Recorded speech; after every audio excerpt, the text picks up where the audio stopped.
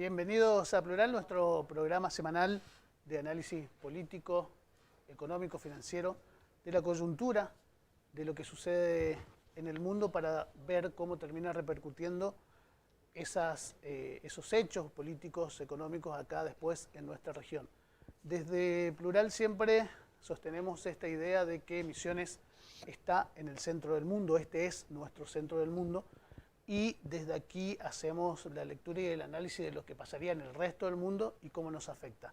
El columnista habitual, Hugo Escalada, ¿cómo te va? ¿Cómo te va, Raúl? Venimos hablando en los últimos programas acerca de lo que está aconteciendo en la región. Hemos dado ejemplos de lo que ha acontecido también a lo largo de todo el 2019 en otros lugares del planeta, como para mostrar que este estado de protesta que hemos denominado nosotros está hoy más vigente que nunca. Para continuar con esa línea, no solamente fuimos ubicando los países latinoamericanos que han tenido levantamiento en los últimos meses, sino que también nos fuimos a analizar lo que fue la primavera árabe en su momento. En el programa anterior lo escuchábamos a un intelectual, a un sociólogo, a Manuel Castells, un profesor universitario, contándonos cómo hoy está muy deslegitimada la democracia en general. Él habla de crisis de la democracia liberal, y obviamente crisis del capitalismo también. Hoy le vamos a dar una nueva vuelta de tuerca a Raúl, porque hoy nos interesa hacer una simbiosis entre estas crisis que se están manifestando producto de la desigualdad, pero también vamos a ver a los clásicos. ¿Qué decían los clásicos, los autores clásicos del capitalismo? Vamos a ver qué pensaba Adam Smith. Vamos a ir allá al 1700. Y después vamos a ver también qué ha sugerido o qué ha impuesto, porque la mayoría de los países que integran la ONU han adherido, la Asamblea General de la ONU en lo que dio en llamar Agenda 2030. Todo ello para después terminar con palabras de un lingüista norteamericano famoso, un activista político, Noam Chomsky, que también se refiere a la cuestión. Así que todos estos análisis que estamos haciendo, Raúl, desde hace, yo diría, 2 o 3 programas, tratando de entender lo que está pasando en la región, colaboran como para ir entendiendo no solamente lo que puede pasar, lo que está pasando, sino también lo que vienen advirtiendo. Claro. Desde la sociedad científica, desde el campo intelectual, desde, si se quiere, los ambientalistas, porque todo está ligado. Así que, ¿qué te parece si arrancamos la columna del día de hoy recordando a Adam Smith? Adam Smith ha sido no solamente un brillante filósofo, un brillante economista, sino que ha sido utilizado a través de la historia como una especie de referencia insoslayable del capitalismo. Adam Smith, entre sus numerosas obras, escribe una que tuvo relevancia y que fue muy famosa, que le tardó 10 años escribir, que se llama La riqueza de las naciones. La mayoría de los economistas y quien se refiere al capitalismo siempre lo pone a Adam Smith como el paladín del capitalismo, el que de alguna manera decía que el Estado no se tenía que meter, que tenía que dejar que la actividad privada se autorregule entre oferta y demanda, el que hablaba de la mano invisible del mercado. Bueno, ha sido mal interpretado a lo largo de mucho tiempo Adam Smith. Así que a mí me pareció oportuno, a partir de esta crisis que estamos teniendo, esta crisis latinoamericana, fuerte crisis, pero que también rige en otros países del mundo, producto de la desigualdad, del ingreso, producto de la concentración de la riqueza. ¿Qué les parece si vamos brevemente a recordar a Adam Smith? Vamos a sacar un par de textos importantes, un par de citas de su libro La riqueza de las naciones, para que no lo sigan malinterpretando. Porque si bien Adam Smith escribe La riqueza de las naciones, lo hizo con un profundo sentido moral.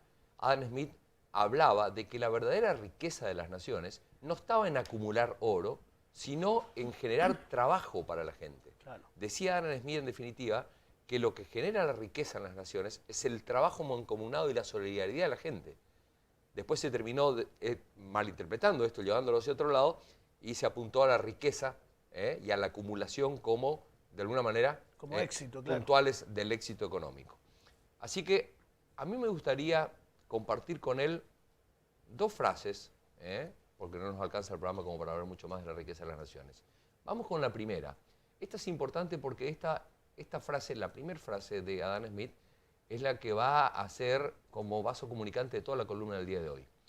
La máxima vil, esa es una famosa máxima de Adam Smith. Adam Smith decía que la máxima vil de los poderosos parece haber sido siempre todo para nosotros, nada para los demás. Se refería a ellos y nosotros le agregamos que no fueron ni son liberales, son sencillamente poderosos. Hay que distinguir, porque uno generalmente cuando habla de los liberales, cuando habla de las políticas liberales, tiende a confundir con el neoliberalismo, tiende a confundir con la concentración de la riqueza, claro, con lo que estamos viviendo hoy en día. Y eso tiene que ver con poderosos, eso no tiene que ver con liberales en su sentido amplio. Por eso nos pareció interesante rescatar la máxima vil que en su momento en La riqueza de las naciones expresó Adam Smith, y decir que frente a esta máxima vil, donde los poderosos son los que quieren todo para ellos y nada para los demás, solo cabe la rebelión, claro, porque no hay otra manera de enfrentar esta máxima vil. Claro. Y es la rebelión la que estamos viendo nosotros en distintos lugares del mundo, pero fundamentalmente en Latinoamérica en estos últimos meses. Hay una segunda frase de Adam Smith, que la tenemos ahí, donde claramente Adam Smith, si uno entiende e interpreta cabalmente su obra, esta frase deja en claro que el pensamiento de él no era un pensamiento que apuntaba al capitalismo salvaje. Fíjese lo que dice: todo ejercicio de la libertad natural de unos pocos individuos, lo que está pasando hoy, unos pocos grandes millonarios, todo ejercicio de la libertad natural de unos pocos individuos que ponga en peligro la seguridad de toda la sociedad es y debe ser restringido por las leyes. Es más que claro Adam Smith. Claro. El padre del capitalismo, quien todo el mundo cita en el mundo entero como el padre del capitalismo, está diciendo de una manera muy clara: primero, la máxima vil, que es la máxima de los capitalistas, la máxima que han impuesto todo para nosotros, nada para los demás, va a llevar al mundo a una situación muy pero muy preocupante. Para que ello no ocurra, dice Adam Smith, y ahí pongo la segunda cita, tiene que estar la ley tiene que limitar claramente los intereses de estos capitalistas. Digo esto porque mucha gente se refiere, yo a veces veo en la televisión o se hace referencia permanente, claro, que citan constantemente. Hay un economista que ha cobrado mucha fama últimamente en Buenos Aires, que tiene una especie de peluquín, que es egresado de la Universidad de Itela, que siempre lo está citando a Adam Smith, y él dice que él es un liberal, pero nunca termina de aclarar el pensamiento liberal de Adam Smith, que es totalmente contrario, ¿sí?, a el pensamiento que impera hoy en día en el mundo económico. Después de esta visita, si se quiere, clásica para tratar de reinterpretar a Adam Smith, me gustaría que nosotros nos traslademos a este esquema de desigualdad en la que estamos viviendo. Venimos de Adam Smith del 1700, venimos al presente. Un esquema de cada vez mayor concentración de la riqueza. Tengo para compartir con ustedes la portada del diario del País de hace poco tiempo y después también un análisis de la banca Credit Suisse. Primero vamos con esta portada del diario del País. Estamos en España, fíjese lo que dice la portada. ¿No? Contundente. El 1% más rico tiene tanto patrimonio como todo el resto del mundo junto. Recuerde lo que decía Adam Smith, lo vimos hace un ratito nada más, que las leyes debían imponerse para evitar que unos pocos tengan imperio sobre el resto de la sociedad. Vamos a ver de esta portada que estamos viendo acá, vamos a ir a un gráfico que explica claramente lo que estoy hablando. Que es un gráfico elaborado por la banca Credit Suisse. Es una pirámide donde vamos a ver representada a toda la humanidad, a quienes estamos hoy sobre el planeta Tierra. Ahí usted tiene un triángulo, una pirámide, perdón. La cifra que usted ve arriba es la de cantidad de millones de personas y la cifra de abajo el porcentaje. Vamos a arrancar por abajo. Fíjese, 3.386 millones de personas hoy son el 71% de la población mundial. Ese 71% mayoritario tiene solamente el 3% de la riqueza. Y ahí hay un establecido al margen izquierdo de que ese 71% de habitantes hoy por hoy tiene menos de $10.000 al año. ¿Sí? Nos trasladamos al segundo escalón, en donde está el 21% de la población, aproximadamente 1.000 millones de personas, que tienen el 12,5% de la riqueza. Y ahí estamos hablando de personas que tienen un capital de entre $10.000 y $100.000. El siguiente, el que está más para arriba, ya son 349 millones de personas. Nótese cómo se va achicando la cantidad de población. El 10% de lo que está de la base. Exactamente. Ese 7,4% de la población ya tiene el 39,4% de la riqueza. O sea, tienen capital de entre 100.000 y $1 millón. Y arriba, en el último triángulo que está arriba en colorado en su pantalla, usted ve que hay un 0,7% de la población mundial, 0,7%, estamos hablando de 34 millones de personas, que tienen más de $1 millón de capital y tienen el 45,2% de la riqueza. Queda claro entonces, con esta pirámide de la riqueza global que fue elaborada en el año 2015 por el Banco Credit Suisse, queda más que claro la desigualdad, que hay una profunda desigualdad en todo el mundo. Desigualdad que está condenando cada vez a mayor cantidad de personas a la pobreza absoluta y que está concentrando la riqueza cada vez en menos manos. Eso nos lleva a la siguiente pregunta. ¿Esto ha sido casual o esto ha sido propiciado? Y entonces a mí me gustaría compartir con usted la siguiente plaquita que vamos a estar viendo ahí, una placa en la cual tenemos el estudio del informe global que establece anualmente el Observatorio de Políticas Globales, esa es la página oficial del Observatorio de Políticas Globales, que habla de la creciente concentración de la pobreza y dice puntualmente, yo voy a acompañar con un par de gráficos, dice puntualmente que la concentración de la riqueza que hemos estado teniendo en el mundo últimamente es debido a políticas que se instrumentaron. No es casualidad, no es que el mercado llevó a que haya cada vez más ricos que tienen más y cada vez más pobres que tienen menos.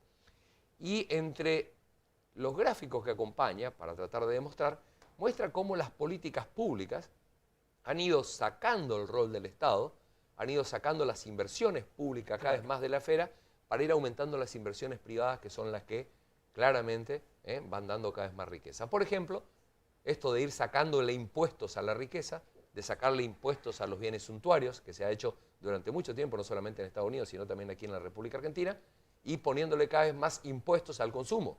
Claro. Impuestos que rentan a toda la población. Vamos a las placas, ahí las tenemos. Ahí tenés la primera placa. Fíjate vos qué clara que es esta placa, en donde te muestra abajo el capital público en los principales países del mundo y arriba el capital privado. Mientras en España, Reino Unido, Japón, Francia, Estados Unidos y Alemania va cayendo el capital público, la inversión pública, va aumentando el capital privado en forma proporcional. Arranca del año 70 al año 2015. Mientras cae el capital público, aumenta el capital privado. ¿Esto por qué ocurre? Por políticas que se llevan desde el Estado, claro. Exactamente, tendientes a engrosar el bolsillo de los que más tienen y de ir en detrimento de los que menos tienen. Tenemos a la próxima plaquita que teníamos ahí también, que tiene que ver con esto. Hay otra placa, que la tenemos ahí. Mirá, fíjate, esta placa es más gráfica todavía. Arriba dice, la caída de los tipos de impuestos de sociedades. Vos sabés que todas las sociedades tienen impuestos, ¿no? Se le grava con impuestos. Fíjate lo que ha estado pasando, Raúl, desde el año 1990 al 2015. En el año 1990, en la mayoría de las economías avanzadas, en los estados emergentes y los países en desarrollo, los impuestos a distintos tipos de sociedades llegaban casi hasta el 45%, claro. Que es lo que está viendo en el margen izquierdo. Y fíjate cómo fue cayendo hasta el año 2015, donde apenas orilla por arriba del 20% 26, y en algunos casos llega al 25%.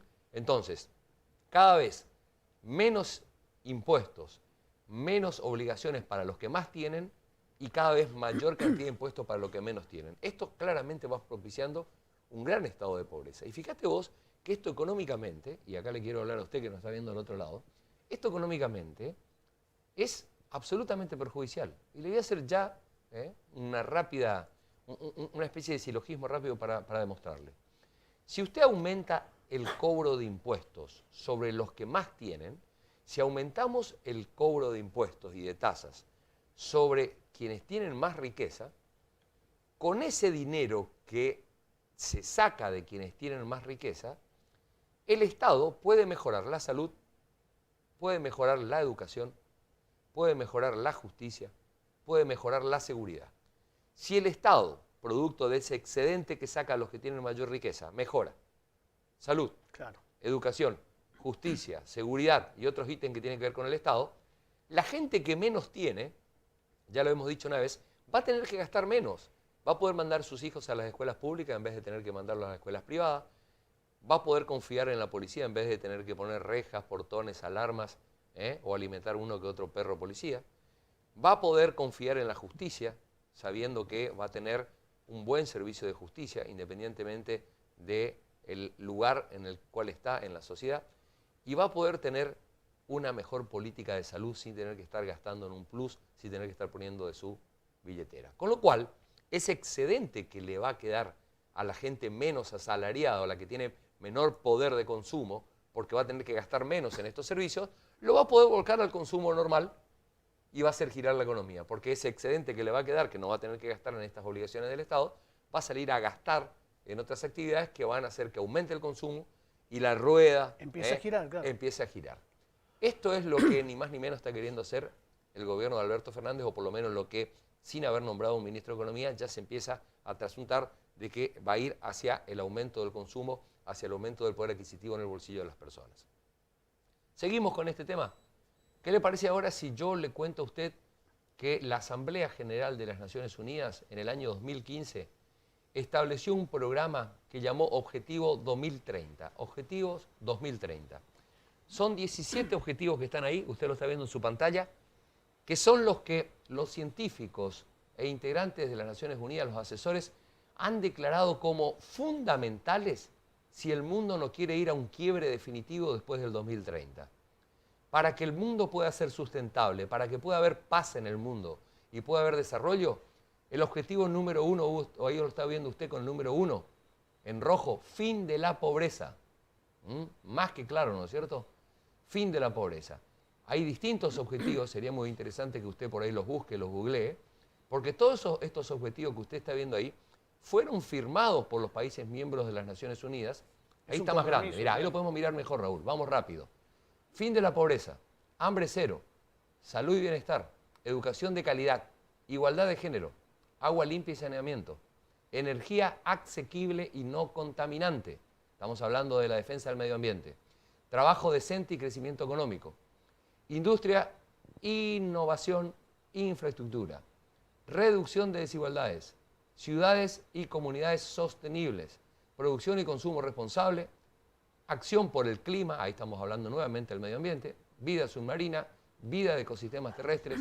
Paz, justicia e instituciones sólidas. Y finalmente, alianzas para lograr estos objetivos. Estos 17 objetivos que se trazó las Naciones Unidas son obligación para todos los países que adhirieron y se comprometieron a poner recursos para ir logrando cada uno de estos objetivos en sus países. Claro. Todo ello, Raúl, para poder cerrar en un esquema para el 2030 que haga que este mundo no ingrese en una espiral de violencia, que es lo que estamos viendo con todos los levantamientos en Latinoamérica y en distintos lugares del mundo, que vaya un mundo, que sea un mundo más sostenible, que cuide el medio ambiente. Se me está yendo el tiempo, no quiero cerrar esto sin hablar de Noam Chomsky. Noam Chomsky es un lingüista, ahí usted lo está viendo en pantalla, es lingüista, filósofo, es politólogo, es un gran pensador e intelectual estadounidense que viene abogando hace mucho tiempo por un mundo más sostenible, y él dice, hay que mirar a los aborígenes. Fíjense cómo los aborígenes vivieron muchísimo tiempo sobre la Tierra, mucho más que el hombre blanco, y no han roto su pacto con la naturaleza, han hecho claro, una economía sostenible y sustentable, y nos muestran el camino, dice Noam Chomsky. Vamos a escuchar, como para culminar un poquito esta columna, hubo hace muy poco tiempo una reunión muy importante que se dio en México, donde fueron invitados expertos en el tema, y habló también finalmente Noam Chomsky, y va a ver usted cómo hace referencia a la máxima vil, esa con la que comenzamos la columna de Adam Smith. Va a ver cómo él habla de Adam Smith, dice que esta profunda desigualdad que hay hoy no es inherente al ser humano, o sea que esto ha sido insertado en el ser humano, esta búsqueda de riqueza constante no es propia del ser humano y el ser humano puede cambiar esto, pero para cambiar esto, dice al final Noam Chomsky, tenemos que tener un compromiso de cambiar las instituciones que creamos. Claro. ¿Lo compartimos? Estamos creando lo que a veces se le denomina la tragedia de los comunes, es decir, lo que nos atañe a todos, la tragedia que estamos construyendo. fue predicha. Realmente pues es un producto natural de lo que Adam Smith describió como la fuerza impulsora del capitalismo en ciernes, en sus palabras, la máxima vil de los amos de la humanidad, todo para nosotros y nada para nadie más. Esa máxima vil, de hecho, es el principio rector de la economía de mercado capitalista. Pero este principio rector de las instituciones de Estado capitalista, al fin de cuentas instituciones, es la implementación de esa máxima vil, en donde no se toma en cuenta a la gente, a los comunes, y aquí personifica una etología social tangible que debe de ser extirpada si es que la sociedad humana organizada quiere sobrevivir de alguna manera tolerable. Esta etología no está enraizada en la naturaleza humana, es un fenómeno reciente. Como los registros históricos ponen de manifiesto, el nuevo espíritu de la era fue impuesto por fuerzas considerables. En tiempos muy recientes, primero en Inglaterra, posteriormente en otros lados, pero siempre hubo resistencia amarga por parte desde que se implementó este proceso en un principio hasta ahora. Ya por mucho tiempo ha tratado de impulsar el nuevo espíritu de la era en la mente de la gente y aceptar la subordinación a esa sociedad deshumanizada bajo el yugo de los amos. Pero es superficial. Muy por debajo de la superficie hay mucha resistencia y vemos el resentimiento, el enojo y el miedo que se está gestando en el resto del mundo. Las sociedades tradicionales indígenas en todo el mundo van a la vanguardia al tratar de rescatarnos de nuestra locura y para conservar los bienes públicos necesitamos tener los medios para poder sobrevivir, y hay muchos ejemplos. Hay posibilidades técnicas y sociales para poder lidiar con ello. Pero aquí viene una pregunta, y la pregunta es, ¿tenemos la voluntad de enfrentar la pregunta fundamental que atañe a las instituciones que hemos construido nosotros y los valores que rigen nuestras vidas?